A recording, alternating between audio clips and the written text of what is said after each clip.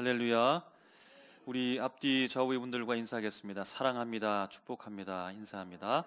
사랑합니다. 축복합니다. 오늘 이 시간에 하나님께서 우리와 함께 하시는 줄 믿습니다.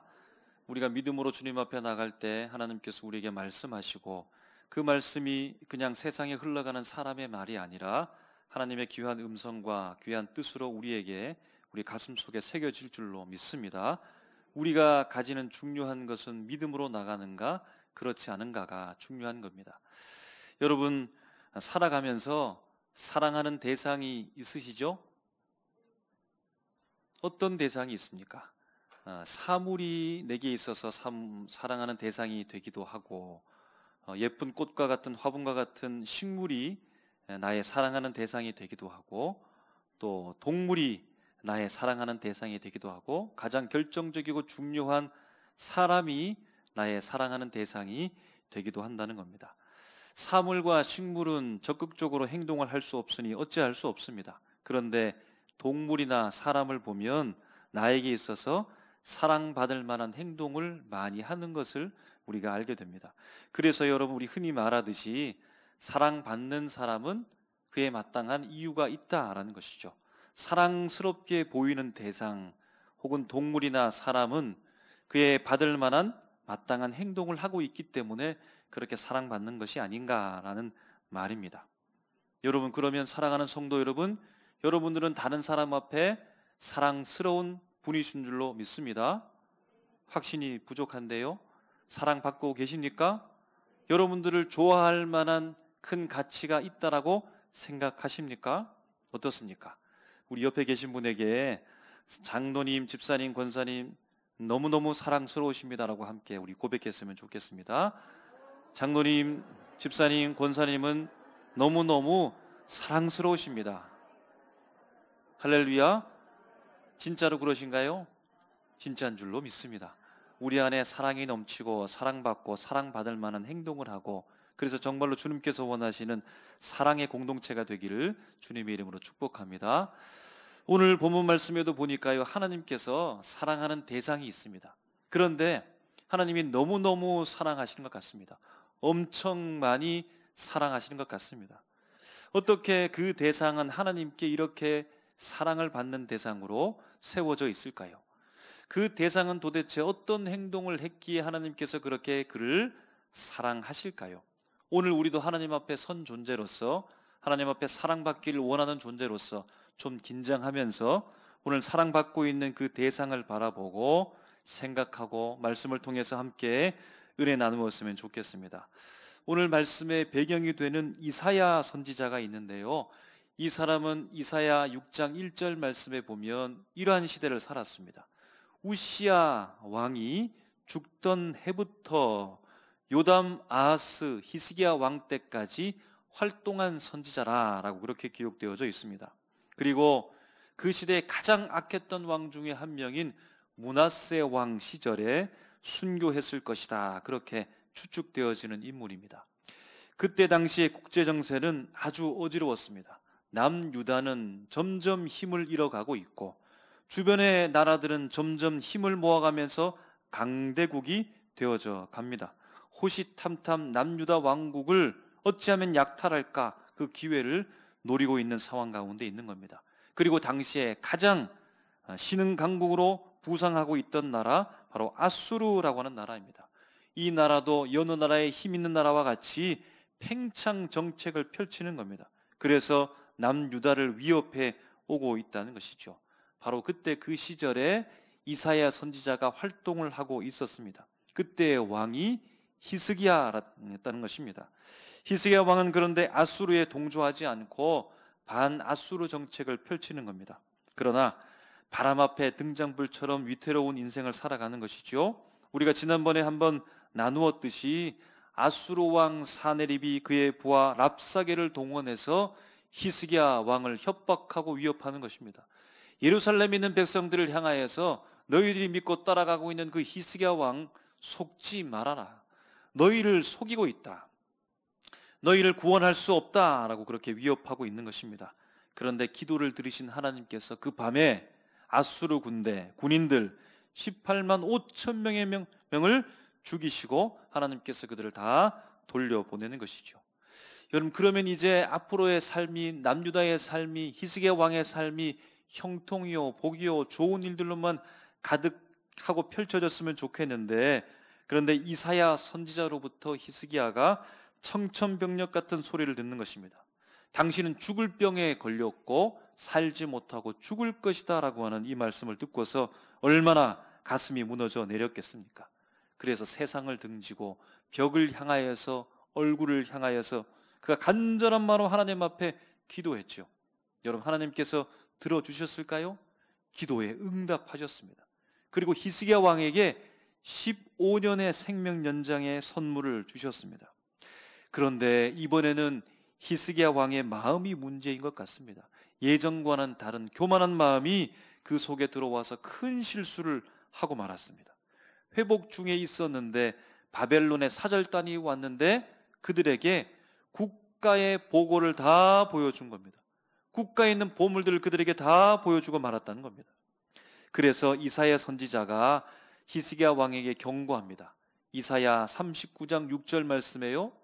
보라, 날이 이르리니 내 집에 있는 모든 소유와 내 조상들이 오늘까지 쌓아둔 것이 모두 바벨론으로 옮긴 바 되고 남은 것이 없으리라 여호와의 말이니라 라고 말씀해 주는 겁니다. 이때부터 이제 바벨론에 대한 경고, 그들을 통하여서 남유다 백성들이 침략받게 될 것이고 포로로 붙잡혀 가게 될 것이다 라고 하는 예언들이 계속해서 일어나게 되는 겁니다. 그리고 저 먼 미래에 하나님께서 구원할 것이다, 하나님께서 도우실 것이다 라고 하는 예고까지 이어지게 되는 겁니다. 그러면서 오늘 본문 말씀이 이어지고 있는데요, 이스라엘이 바벨론의 포로로 잡혀가게 될 것이지만 하나님께서 그들을 구원해 주실 것이다 라고 하는 그 약속을 극적으로 노래하고 있습니다. 나 여호와가 너 이스라엘 너희를 창조했고 내가 지었으니 두려워하지 말라는 겁니다. 너희들이 물 가운데로 건너간다 할지라도, 강 가운데로 건너간다 할지라도, 불 가운데로 건너간다 할지라도 침몰하거나 빠지거나 불꽃이 너희를 사르지도 못할 것이다. 두려워하지 말라. 거룩한 백성으로 삼은 이스라엘을 애굽과 구스와 스바라고 하는 나라를 내가 내어줄지언정 내가 너희를 구원하겠다라고 하나님께서 장차 저 먼 미래에 있을 회복의 약속을 해주고 있다는 겁니다. 여러분, 우리가 앞에서 생각했는데요, 하나님께서 구원 약속을 하시는데 참으로 놀라운 표현을 하고 계십니다. 아니, 보통 사랑하는 대상이 아니고서는, 보통 좋아하지 않고서는, 보통 소중하게 생각하지 않고서는 이처럼 말할 수 없을 정도라는 겁니다. 이같이 은혜 받고 사랑받을 만한 대상에 대해서 하나님께서 말씀하시는데요, 4절에 이렇게 말하고 있죠. 내가 내 눈에 보배롭고 라고 말합니다. 하나님이 사랑하는 대상을 향하여서 말하기를 내가 내 눈에 보배롭게 보인다라는 겁니다. 내게 소중한 보물처럼 그렇게 소중하다, 너희는 나의 소유다라고 이렇게 하나님께서 그들을 향하여서 말씀하고 있다는 겁니다. 또 이어지는 말씀이 이렇습니다. 내가 너희를 존귀하게 여긴다라는 겁니다. 존귀하게, 높이, 귀하게 내가 너희를 바라보고 있다라는 것입니다. 여러분, 그냥 피조물이면 하나님의 아래 그냥 하나의 피조물로 그 정도로 평가할 수도 있는데, 높이 고귀하게 하나님께서 그들을 그처럼 존귀하게, 보물처럼 소중하게 하나님의 소유로 그렇게 보배롭게 바라보고 계신다는 겁니다. 하나님이 무척 사랑하고 있습니다. 하나님이 그 대상을 그처럼 사랑하고 있는데 대단히 참으로 많이 하나님께서 그렇게 사랑하고 계신다는 겁니다. 여러분, 질문 한번 해보십시오. 우리 자신에게 한번 질문해 보십시오. 나는 과연 그러할까? 나는 과연 하나님 앞에 사랑받고 있는 존재일까? 나는 과연 하나님 앞에 사랑스러운 존재일까?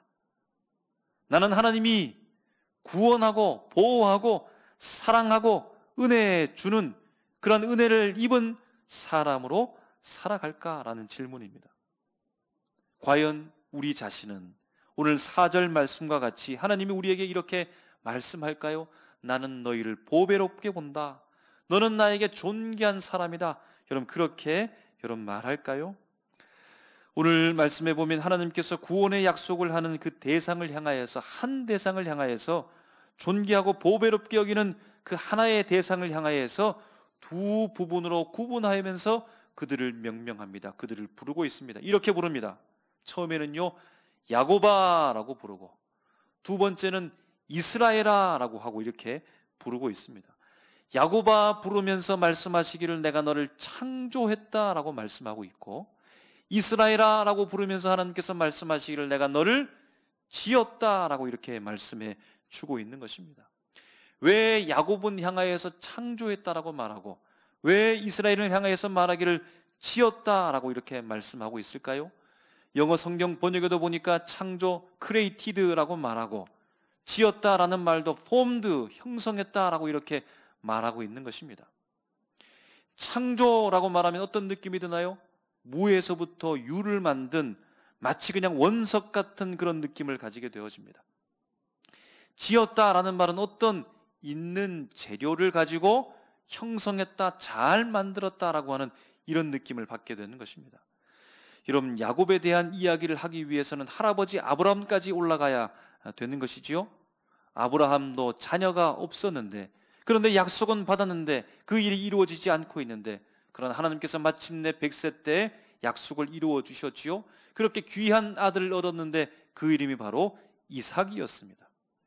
이삭도 살아가면서 결혼을 했는데 아버지처럼 자녀가 없는 것입니다. 그도 아버지처럼 약속을 받고 살아가는데 하나님의 약속이 이루어지지 않는 것처럼 자꾸만 더디더디 저 멀리 밀려가는 것만 같습니다. 그런데 기도를 들으신 하나님께서 리브가를 통하여서 두 아들을 쌍둥이를 주게 되지요. 에서와 바로 야곱입니다. 첫째 에서가 나올 때 뒤따라 나온 발 뒤꿈치를 잡고 나온 그 아들이 바로 야곱이었지요. 그래서 그 이름의 뜻이 바로 뒤를 쫓는 자, 발 뒤꿈치를 잡은 자라고 하는 뜻, 바로 야곱의 이름을 가지게 되었다는 겁니다. 이렇게 야곱은 출생하고 그의 삶은 어떠했습니까? 형 에서의 장자권을 빼앗기 위해서 그렇게 노력하며 살아가고 도망가듯 떠나가서 삼촌 라반과 함께 살면서도 그 관계 속에서도 들여다보면 냉철하게 바라보면 그는 참으로 교활하고 참으로 집요하고 경쟁심이 많고 손해보려 하지 않고 이기적 욕망으로 가득 차면서 강한 성격과 기질로 살아갔던 사람이 바로 야곱입니다. 여러분 야곱을 좋아할 수 있을까요? 야곱을 사랑할 수 있겠습니까? 이런 사람과 가깝게 여러분 지내기 좋습니까? 그런 사람과 함께 사랑하면서 여러분 살아갈 수 있겠습니까? 그는 보호받고 구원받고 은혜받을 수 있는 대상일까요? 이스라엘은 야복 강가에서 하나님의 사자와 씨름하면서 받은 이름입니다. 그래서 창세기 32장 28절 말씀에 이렇게 기록합니다. 그가 이르되 내 이름을 다시는 야곱이라 부를 것이 아니요 이스라엘이라 부를 것이니 이는 내가 하나님과 및 사람들과 겨루어 이겼음이니라. 아니 사람과 싸워서는 이길 수 있는데 어떻게 하나님과 싸워서 이길 수 있을까요? 여러분 부모님 아이와 놀 때 어떠하나요?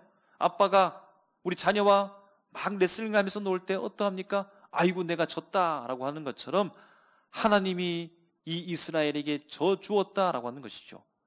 그에게 져줄 만큼 그는 소중한 존재, 하나님께 귀한 존재, 아들과 같은 존재였다라고 하는 것입니다. 그래서 창세기 35장 10절 말씀에도 이렇게 기록합니다. 하나님이 그에게 이르시되 내 이름이 야곱이지만은 내 이름을 다시는 야곱이라 부르지 않겠고 이스라엘이 내 이름이 되리라 하시고 그가 그의 이름을 이스라엘이라 부르시고, 이스라엘은 야곱과 단절된 이름입니다. 야곱에 대한 의미를 제외하고 나서 새로운 이름으로 주어진 이름이 바로 이스라엘이라는 겁니다. 그래서요 열왕기상 18장 31절에도 이렇게 기록합니다. 야곱의 아들들의 지파의 수요를 따라 엘리야가 돌 12개를 취하니 이 야곱은 옛적에 여호와의 말씀이 임하여 이르시기를 내 이름을 이스라엘이라 하리라 하신 자더라. 하나님의 말씀이 임했던 이름이 바로 이스라엘입니다. 하나님의 역사가 임했던 그 이름이 바로 이스라엘이라는 겁니다. 이렇게 고귀하고 하나님이 져줄 만큼 소중한 존재이면서 은혜스럽고 사랑스럽고 자랑스럽고 좋은 이름, 이 이스라엘, 마땅히 사랑받을 만한 사람이 아니겠습니까? 마땅히 보호받고 구원받을 만한 대상이 아니겠습니까? 하나님도 이런 사랑스러운 마음, 보호해주고 싶은 마음, 은혜의 마음을 아마 가지고 있지 않겠습니까? 여러분, 다시 질문합니다. 여러분은 야곱과 같은 분이십니까? 이스라엘과 같은 분이십니까? 야곱처럼 거친 원석, 다듬어지지 않고 규칙과 원칙이 희미하면서 다른 사람을 찌르기 좋아하고 이기적 욕망 가운데 살아가는 야곱과 같은 분이십니까? 아니면 하나님이 져주실 만큼 소중한 존재로서 다듬어지고 부드러워지고 고귀해지고 존귀해진 이스라엘과 같은 그런 삶으로 살아가십니까? 여러분, 만약 야곱과 같은 분이라고 한다면 하나님께서 그를 존귀하게 여기실까요? 그를 보배롭게 바라보실까요? 하나님께서 그를 사랑하실까요? 사랑받을 만한 존재일까요? 하나님이 보호해 주실까요? 구원해 주실까요? 아니, 그 정도가 되려면 이스라엘 정도는 되어야 되지 않겠습니까? 다듬어지고 부드러워지고 하나님의 소중한 존재가 되어져서 그렇게 고귀한 모습으로 살아가게 되어질 때에, 여호와의 말씀이만 하나님의 이름이 되어질 때 그 정도 되어야 하나님의 보호와 은혜와 사랑과 구원을 받으면서 사랑하면서 그렇게 살아갈 수 있는 존재의 자격을 갖추는 것 아니겠습니까? 그런데 여러분, 오늘 한 대상을 두고서 두 부류로 나누어 부르는 그 부름에 43장을 시작하는 1절에서 1절을 시작하는 가장 먼저에서 누구의 이름을 부르고 있을까요? 이스라엘의 이름이 아니라 야곱의 이름을 부르고 있습니다. 야곱을 부르는데 너는 못났고 너는 약탈자며 너는 야비한 자고 너는 속이는 자며 너는 에서의 발꿈치를 붙잡고 나온 자이고 욕심이 많은 자이고 그래서 나는 너를 사랑할 수 없다. 너를 보호하지 않겠다. 구원하지 않겠다. 너와는 말하지 않겠다라고 하나님께서 그렇게 말씀하는 것이 아니라 원석같이 거친 벌레 같고 지렁이 같은 너 야곱아, 너를 창조하신 여호와께서 지금 말씀하시느니라. 1절 마지막 부분에 뭐라고 말합니까? 너는 두려워하지 말라. 이스라엘뿐만 아니라 야곱에게 내가 너를 구속하였고 내가 너를 지명하여 불렀나니 너는 내 것이라. 할렐루야. 너는 내 것이라. 하나님께서 이스라엘만 사랑한 것이 아니네요. 야곱도 사랑하고 있습니다.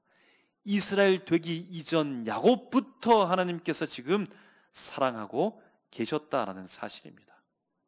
내가 야곱일지라도, 내가 혹 이스라엘이 되어간다 할지라도, 내가 이미 이스라엘의 모습으로 산다라고 할지라도 주님께서는 어떻게 보실까요? 있는 모습 그대로 보배롭고 존귀하게 하나님의 구원의 대상이며 하나님의 사랑의 대상이며 하나님의 은혜의 대상으로 주님께서 바라보고 계신다는 사실입니다. 여러분, 지나치게 경계심을 가지고 있었던 눈치 보는 한 여자아이가 있습니다. 그러면서 그의 마음속에는 엄마의 사랑을 받고 싶습니다. 그래서 항상 엄마의 눈치를 보는 겁니다. 엄마의 눈에, 행동에, 그 입에 주목하면서 어떤 말을 할까? 그 말이 떨어지면 그렇게 즉각 행동하고 엄마의 사랑을 받기 위해서 노력하는 것입니다. 그런데 항상 불안합니다. 엄마가 나를 싫어하면 어떡하지? 내가 엄마의 사랑을 받지 못하면 어떡하지? 그런데 그도 아이인지라 재밌게 놀다가 엄마가 소중하게 생각하고 있는 립스틱을 그만 부러뜨리고 말았습니다. 두려움에 휩싸였습니다. 어떡하지? 이제 어떡하지? 아이가 웁니다. 아이의 걱정은 그렇습니다. 엄마가 더 이상 나를 좋아하지 않으면 어떻게 할까? 엄마가 나를 더 이상 사랑하지 않으면 어떻게 할까? 엄마가 더 이상 나에게 다정하게 대해주지 않으면 어떻게 할까? 울고 있습니다. 엄마가 다가가서 안아주면서 말합니다. 아이야, 엄마는 네가 그 립스틱을 부러뜨리기 전에도 너를 사랑하고 있고 부러뜨린 후에도 너를 사랑한단다 라고 하면서 안아주는 겁니다. 엄마의 넉넉한 그 사랑을 가지고 아이를 안아주었습니다. 이런 예수님께서 12명의 제자와 함께 공생애 생활을 하실 때, 그들과 동역하면서 살아가실 때 제자들 어떻게 사랑하셨을까요? 요한복음 13장 1절 말씀에 이렇게 말씀합니다. 유월절 전에 예수께서 자기가 세상을 떠나 아버지께로 돌아가실 때가 이른 줄 아시고 세상에 있는 자기 사람을 사랑하시되 끝까지 사랑하시니라. 예수님께서 제자들을 이전에도 사랑했고 예수님을 쫓아 그의 삶을 결단하고 버리면서 주님을 따라오는 그 순간에도 사랑하고 있으며 실수하여 넘어지는 그 순간에도 사랑하고 있고 성령을 받아 하나님의 사람이 되어져서 숭배하는 현장 그 속에서도 여전히 사랑하셨다라는 겁니다. 바로 우리 주님이 우리 사랑하는 성도 여러분들을 사랑하고 계십니다. 이전에도 사랑하셨고 지금도 이 순간에 주님을 향해서 열망하는 예배의 이 순간에도 사랑하고 계시며 하나님 앞에 믿음을 가지고 살아가고자 하는 그 결단 속에서도 사랑하실 것으로 믿습니다. 신흥 강국 아수르에 의해서 북이스라엘이 무너지고 남은 남유다마저 풍전등화처럼 위태로운 인생 가운데 놓여지는 그 땅 가운데, 그러면 하나님을 더 찾아야 하고 하나님을 더 소중하게 생각해야 되고 하나님께 기도하고 주님 앞에 매달리고 주님 앞에 간절한 마음으로 나가야 되는데 믿음은 더욱더 약해져만 갑니다. 물질을 좋아하고 우상에게 미혹되면서 그렇게 살아가는 겁니다. 하나님이 가슴 아픈 마음으로 너희들 아수르에게 망하게 될 것이다, 너희들 바벨론 신흥 강국에게 망하게 될 것이다, 포로로 잡혀가면서 선지자를 통하여서 그들에게 심판 경고를 하십니다. 그러면서 하나님의 마음이 들킵니다. 어떤 마음일까요? 그 속에 구원하는 마음. 그럼에도 불구하고 여전히 사랑하는 그 마음이 이사야 선지자를 통해서 그들 앞에 들키게 되는 것이죠. 나중에 먼 미래에 너희를 구원할 것이다, 회복시킬 것이다, 하나님의 사랑을, 하나님의 구원을 그들에게 약속하고 계시는 겁니다. 여러분, 우리가 부족해도 연약해도 원성처럼 모나고 찌르고 거칠어도 하나님이 우리를 창조한 창조의 작품입니다. 하나님은 우리를 이스라엘로 지으셨으며 지어가고 계십니다. 사랑하십니다. 로마서 5장 8절 말씀에 이렇게 말합니다. 우리가 아직 죄인 되었을 때에 그리스도께서 우리를 위하여 죽으심으로 하나님께서 우리에 대한 자기의 사랑을 확증하셨느니라. 우리가 언제부터 하나님의 사랑의 대상이 되었습니까? 아직 죄인 되었을 때에 우리를 위하여 살아가고 이기적 욕망 가운데 살아가는 아직 야곱되었을 때에 하나님의 영광 위에 살아가지 못하고 약속 붙잡고 살아가지 못하는 그 죄인 되었을 때에, 아직 죄인 되었을 그때에 우리는 사랑받았으며 우리를 위해 예수님께서 십자가에 못 박혀 죽으셨다는 겁니다. 이스라엘이 되어서 잘 살게 되어서 선한 사람이 되었기 때문에 우리가 사랑받은 것이 아니라 못난 자식임에도 불구하고 하나님이 우리를 독생자 예수 그리스도를 보내셔서 우리를 사랑하셨다라는 겁니다. 야곱의 모습도 사랑하시고 이스라엘로 되어가는 그 사람도, 그 존재도 사랑하시고 주님은 보배롭고 존귀하게 여기시는 줄로 믿습니다. 바로 하나님이 우리를 지금 있는 모습 그대로 사랑하십니다. 아직 죄인 되었다 할지라도 사랑하십니다.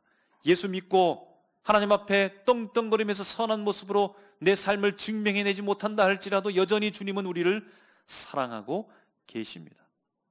우리를 보배롭고 존귀하게 주님께서는 바라보시며 우리를 구원의 대상으로, 사랑의 대상으로, 은혜의 대상으로 주님께서는 바라보고 계신다는 사실입니다. 우리가 그토록 소중한 존재인데, 나는 별 볼 일 없어, 나는 망하는 존재야, 나는 못된 존재야, 나는 할 수 없어, 나에게는 희망이 없어, 그렇게 비하하거나 저주하지 마시기 바랍니다. 나를 그토록 소중하게 바라보신 하나님이 계신데 어떻게 내가 내 자신을 바라보면서 그렇게 나를 멸시할 수 있겠습니까? 우리 자신을 소중하게 생각하십시오. 부족해도, 넘어져도, 세상 속에 나가서 더러운 것이 묻는다 할지라도 나는 여전히 하나님 앞에 고귀한 존재, 소중한 존재, 보물 같은 존재라고 하는 사실을 여러분 꼭 기억하시고, 뿐만 아니라 우리 옆에 앉아 계신 그분들은 우리 처음에 고백했던 것처럼 사랑스러운 분이십니다. 사랑받아 마땅한 존재입니다. 그 누구도 차별받을 수 없으며 그 누구도 하나님 앞에서 소외받지 못하는 하나님의 고귀한 사랑받는 존재라고 하는 것을 기억하시면서 나 자신도 하나님 앞에 사랑받는 존재요, 내 옆에 계신 분도 사랑받는 존재요, 하나님이 우리를 사랑의 대상으로 명명해 놓으셨고 야곱일지라도 이스라엘일지라도 하나님께서 사랑하신다라고 하는 것을 기억하시면서 우리 안에 보배롭고 존귀로운 놀라운 일들이, 하나님의 놀라운 고귀한 사랑들이 풍성하게 넘쳐나시기를 주님의 이름으로 축복합니다. 기도하겠습니다.